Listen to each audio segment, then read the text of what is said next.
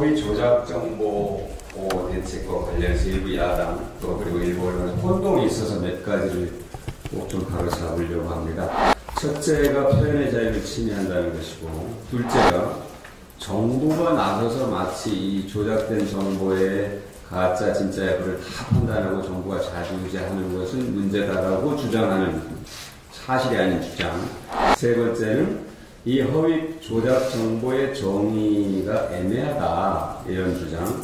마지막으로 현재 법으로도 충분히 처벌할 수 있는데 왜 이렇게 말하자면 좀 뭐라고 할까, 이렇게 좀 과장되게 반응을 하느냐는 잘못된 그 주장에 대해서 약간 반론을 하겠습니다. 반론이 아니라 바로잡겠습니다. 표현의 자유를 침해한다는 부분인데, 우리 헌법 21조 1항은 표현의 자유를 매우 중요한 가치로 규정하고 있습니다. 그런데 사항에서는 타인의 명예나 권리 또는 공중도덕이나 사회윤리를 침해해서는 안 된다고 명백하게 표현의 자유의 제약 사유를 명시하고 있습니다. 이게 헌법 정신입니다. 이런 얘기입니다. 불량식품 유통을 좀 금지시켜야 된다고 하니까 왜 먹는 자유를 침해하냐, 왜 국민 식생활을 위협하냐 하는 반론을 펴는 것과 저는 비슷한 얘기다, 이렇게 얘기하고 싶습니다. 두 번째, 왜 정부가 나서느냐, 정부가 모든 걸 다 판단하냐, 이렇게 얘기를 하는데요. 이거 뭐 독재시대에 있는 일이다, 이렇게까지 얘기를 하더라고요.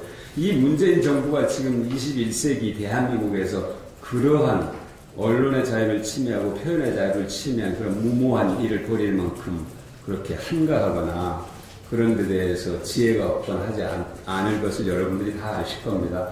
허위 조작 정보, 명예훼손, 모욕, 비방, 선동 등은 이미 우리 법에서 다 불법으로 규정되어 있습니다. 범죄행위로 규정이 되어 있고, 다만 이런 행위들은 이미 현행 법으로도 처벌이 가능합니다. 문제는 이런 것을 인터넷에 기반한 사회관광 서비스망을 통해서 유통되는 행위에 대해서 제재할 근거를 갖고 있지 못하다 하는 게 지금까지 지적인데, 사실 일부 지금 전문가들은 우리 전기통신망 사업법으로도 규제가 가능하다, 이런 얘기들을 하고 있어서 그 부분에 대해서는 좀 더 저도 살펴보겠습니다만 오해하지 마시기 바랍니다. 이것은 사법기관과 또는 언론중재위원회, 방송통신심의위원회, 중앙선거관리위원회 같은 독립된 기관들에 의해서 판단이 내려졌거나 또 앞으로 내려질 겁니다. 현재 만들어지고 있는 그런 허위 조작된 정보들은 누군가가 검찰이나 경찰에 고발하거나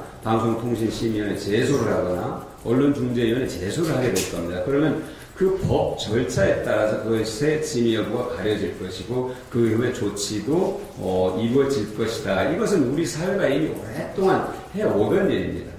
이것에 대해서 마치 정부가 다 뭐를 가짜 유무를 판단하고 단죄하는 것처럼 이렇게 터무니없이 왜곡하는 것은 대단히 유감스럽다는 점을 말씀을 드리겠습니다.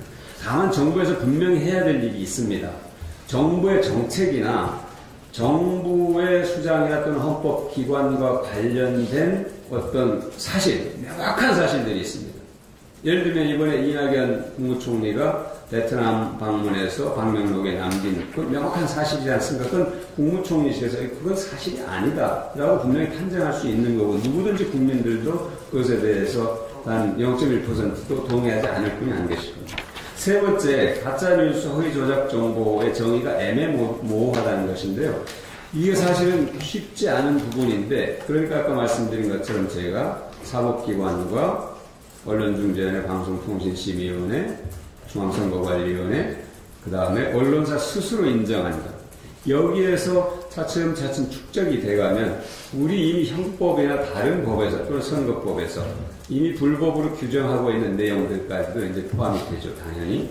그리고 제가 여기에다 반드시 포함시켜야 된다고 생각하는 것이 일제강점기, 일제 식민지배를 합리화하거나 찬양하거나 거기에 나가서 또 우리 성노예 피해 당사자들을 모독하고 조롱하는 행위, 이것도 반드시 저는 처벌 대상에 포함되는 것이 맞다. 이런 국민적 공감대를 저는 이미 갖고 있다고 생각합니다. 그리고 이런 것들은 어떤 정파적 어떤 관점에서 볼 이유도 없고 봐서도 안 되는 문제들입니다. 이건 국민들이 이미 다 동의하고 있는 것이기 때문에. 마지막으로 현행 법으로도 충분히 처벌할 수 있다는 것인데 명예훼손의 경우는 피해 당사자가 특정되지 않을 경우 어떤 집단을 대상으로 할 경우는 그 개개인에게 도달하는 과정에서 굉장히 많은 부분이 희석이 되고 있어 결국 무혐의로 또는 무죄로 판결되는 그런 경우가 비일비재합니다. 그래서 이 부분에 대한 특별한 대책이 필요하다는 것이고요.